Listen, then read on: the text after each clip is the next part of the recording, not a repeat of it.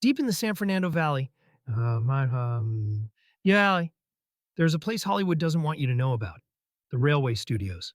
A forgotten backlot where trains once rolled through fake towns and sound stages echoed with the screams of actors. But something went wrong here. Something that made grown men weep and seasoned directors abandon their careers forever. Built in 1947 by Paramount Pictures, the railway studios sprawled across 42 acres of industrial wasteland. The centerpiece was an actual working railway line that cut through western towns, Victorian streets, and a massive warehouse district.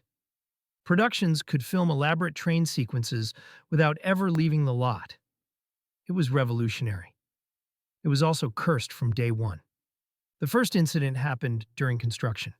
3 workers died when a locomotive derailed during a test run, crushing them against a soundstage wall. The studio buried the story, paid off the families, and kept building. But the crew started reporting something disturbing. They heard screaming from the tracks at night. Screaming that sounded exactly like those 3 men in their final moments.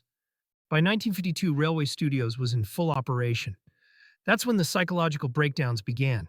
A cinematographer named Robert Halloway was filming a noir thriller on stage 7 when he suddenly dropped his camera and started clawing at his own face, screaming that the walls were bleeding. He was institutionalized for 6 months. When he got out, he couldn't explain what he'd seen, only that something in that building wanted him gone. Then there was the director Marcus Webb.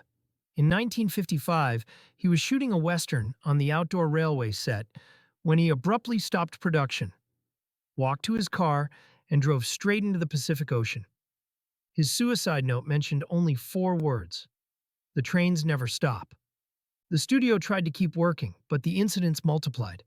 Sound engineers reported voices in their recordings that weren't there during filming. Voices speaking backwards, whispering names of people who died on the lot.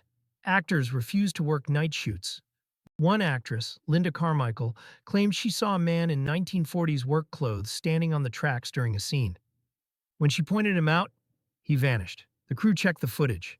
He was there, standing perfectly still, staring directly into the camera. By 1959, insurance companies refused to cover productions at railway studios. The final straw came when an entire crew of 23 people walked off set mid-shoot, claiming they all simultaneously felt an overwhelming urge to throw themselves in front of the train.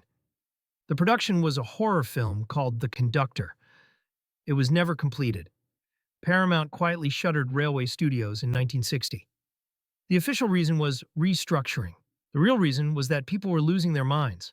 The lot sat abandoned for decades, slowly rotting under the California sun. Trespassers reported the same phenomena: phantom train whistles, shadows moving between the buildings. And that screaming. Always that screaming from the tracks. In 1988, a documentary crew tried to film the abandoned lot. They lasted 4 hours before their equipment started malfunctioning. Cameras captured images of people who weren't there. The audio recorded what sounded like a train crash on loop. The director of the documentary, Paul Hendricks, later said he felt like something was trying to crawl inside his head the entire time they were there. Today, Railway Studios is completely demolished. A shopping mall stands where Stage 7 once drove men to madness, but construction workers during the build reported the same problems: unexplained accidents, psychological episodes. One worker claimed he found old film reels buried in the foundation, showing footage that was never shot. Footage of the lot as it looks now, decades before it was ever built. The railway studios prove that some places absorb the trauma that happens within them, and sometimes that trauma doesn't just haunt, it hunts. It finds the cracks in your mind and pries them open until there's nothing left but screaming and the sound of trains that never stop running. If you ever find old Hollywood maps, you'll notice something strange. Railway Studios isn't on any of them. It's like it never existed. But the people who work there know better. They know that some studios don't just close. They wait.